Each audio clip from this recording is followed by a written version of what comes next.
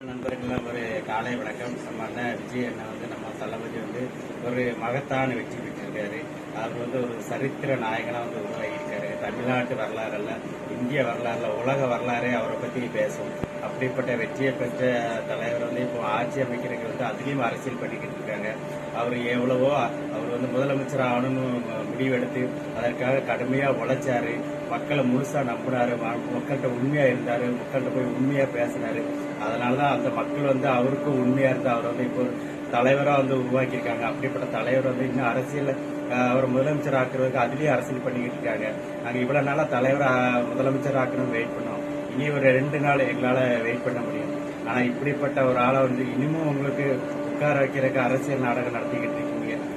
இன்னொன்று ஏடிஎம்கே டிஎம்கேக்கு ஒன்று சொல்லிக்கிறோம். நீங்க நடத்தின அரசியல் நாடகத்துக்கு தான் நீங்க உண்மையா பேசியிருந்தனா இது வரைக்கும் நீங்க உண்மையா இல்லாதனால இந்த தீர்ப்பை மக்கள் கொடுத்துருக்காங்க. மீண்டும்